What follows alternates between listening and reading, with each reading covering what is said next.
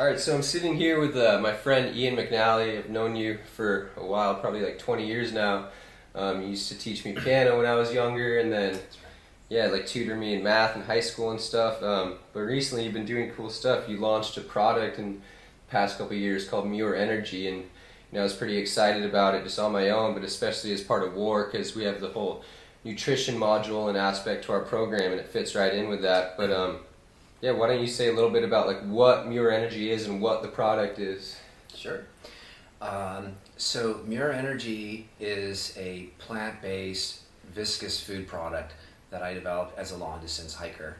I was named after John Muir, and I'm kind of an ultralight distance hiker, so I'm hiking 25 miles a day for 8-10 days at a time.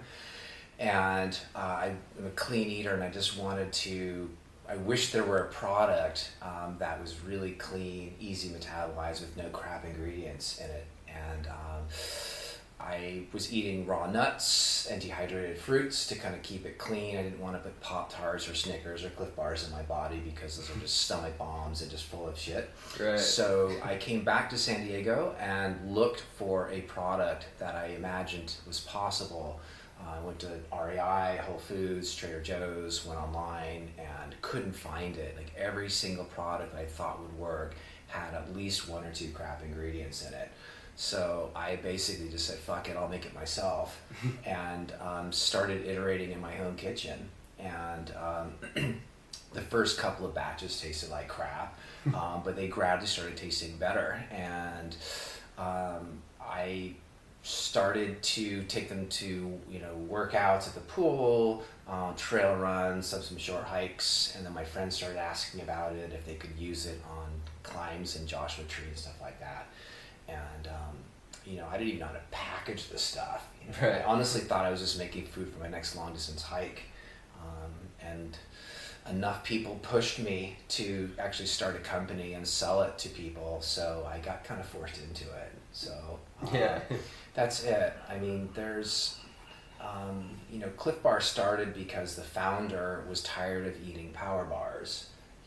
I started Muir Energy because I was tired of eating Cliff Bars. Right. So, there might be a company in the future that gets tired of eating Muir Energy and makes something better. But I think that it's just cool to try to make things that are clean and help people live, in a clean way. Because I think when you eat well, you feel better. It gives you the best chance of just being your best you. No, it does, absolutely.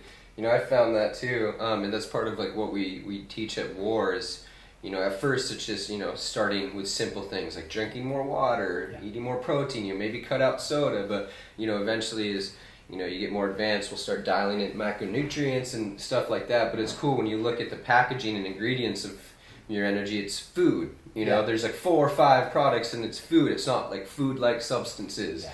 It's like when I look at a Cliff Bar, Power Bar, anything that you would think is healthy, it's like all these, what is calcium bithosonate, and all of these weird things that you can't produce. It's obviously chemical from a lab, so Exactly. I think that real food is key. Absolutely.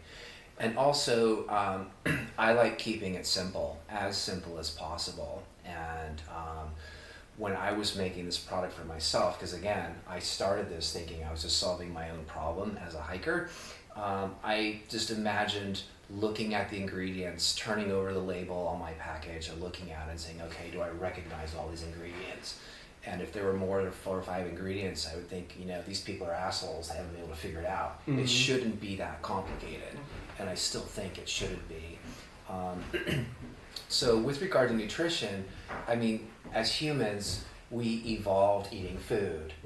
Our digestive systems basically evolved over time eating food. So we've adapted to food, food has adapted to us.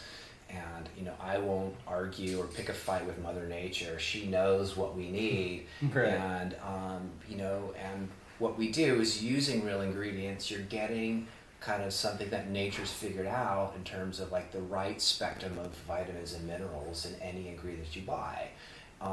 So people think, oh, bananas are rich in potassium. They are, but they also have fiber, magnesium, and calcium, and a bunch of other minerals, and kind of aggregated in a way that nature's figured out is the perfect combination Right. of like all those ingredients.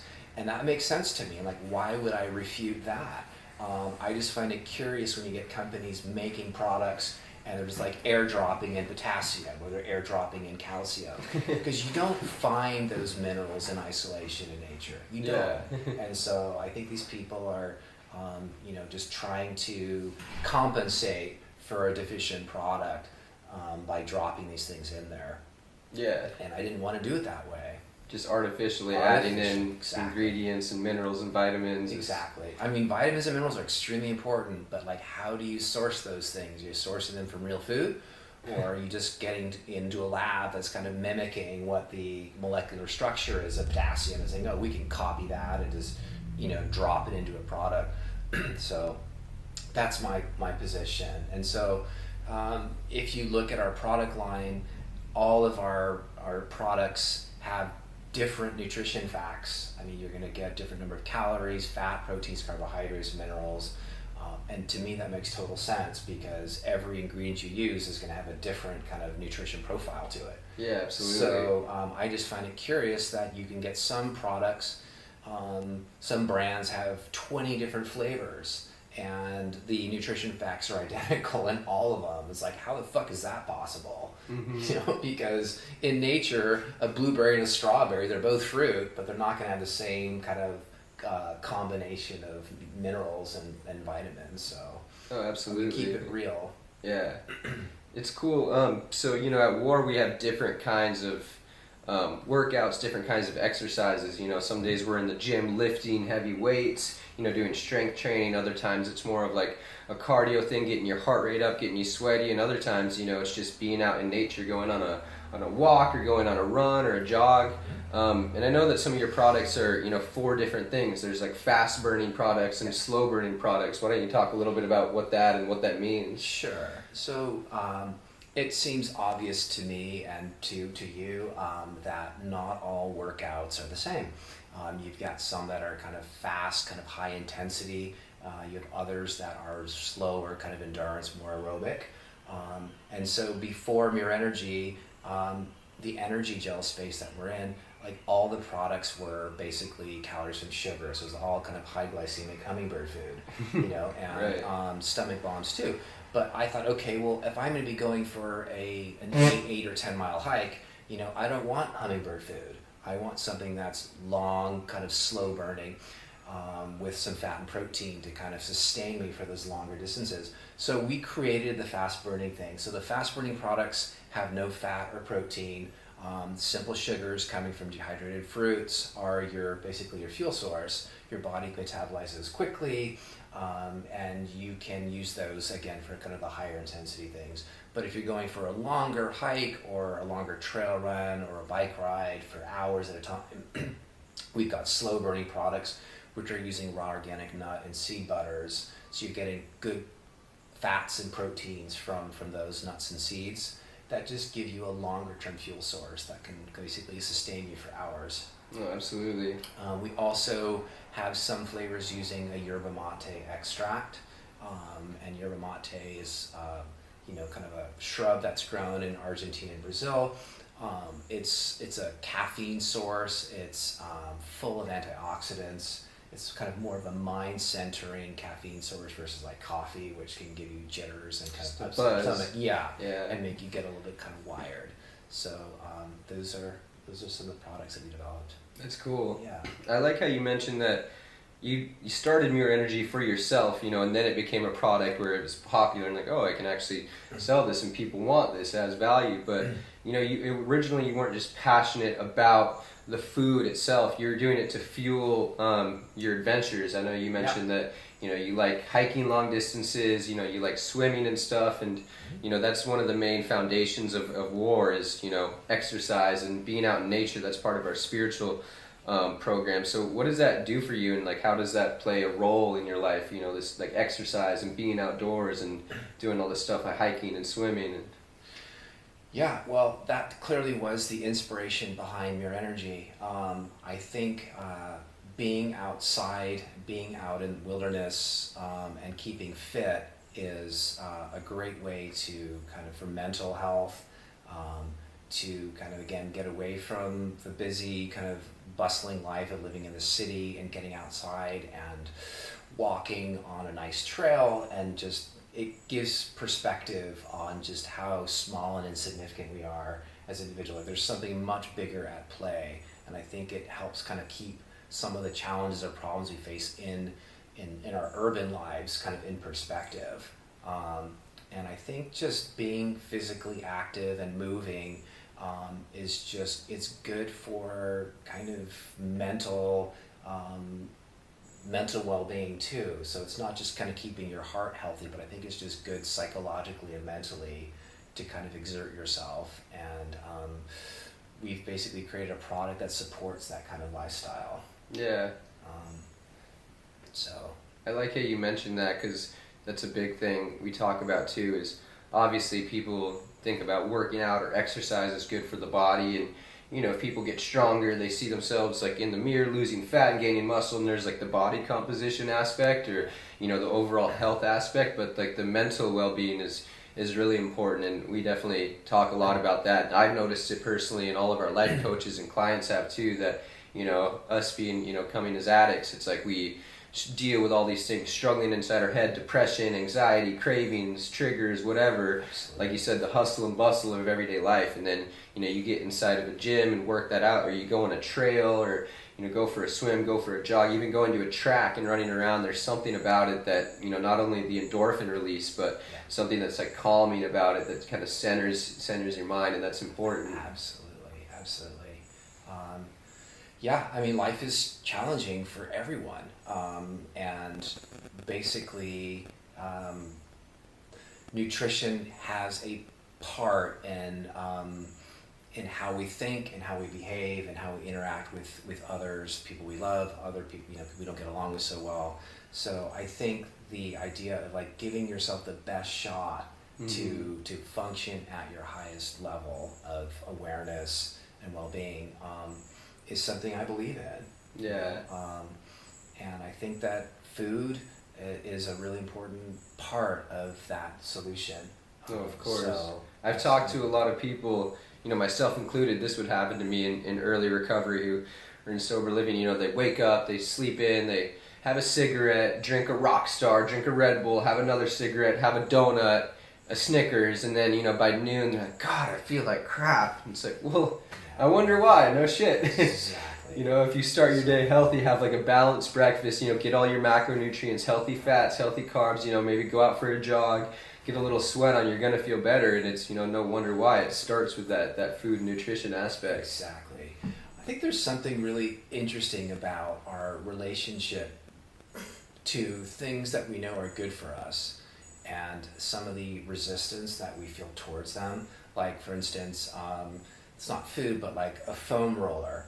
I'm turning 50 in October, and I decided to celebrate turning 50 that I would try, or I'm going to run my first 50K race close to my 50th birthday. I've never done anything like that before. So I'm running now, and one of the things you do when you run, and you probably know, is like I've got a foam roller, to kind of stretch out my legs, my back, my shins, everything like that. And I can stare at my foam roller and resist it. Like, why would I not give myself something that I know is good for me? Right. And I'm sure all of you can relate to that. And it's just interesting. You think about like a foam roller, like it's good for you. Eating well is good for you. Like, why do we resist giving ourselves the things to feel well? And I think it's almost part of what happens is like the brain, or we tell ourselves like, if we don't do the right things for ourselves, we're giving ourselves an excuse to not be functioning at our best. Because suddenly if you were taking care of yourself and eating right, or using your foam roller religiously, suddenly there's like an accountability. It's like, okay, now I've got to be functioning at my best because I've taken care of like my health mentally or nutritionally, and I don't have a scapegoat anymore, right? Yeah. And so it's like, suddenly if you're feeling well, there's like a responsibility. Like, well, if I were to feel well, now I have to be functioning at a higher level, and I've got to be more responsible, and there's this accountability. I think a lot of people have like weird fear around that. Yeah. And so they can say, oh, well, yeah, if I don't eat well, if I use my foam roller, then, if I don't run well, then I have an excuse I can point to. Right. But it's just, I don't know if I'm making myself clear, but people keep tricking themselves into like hanging on to things that are not good for themselves.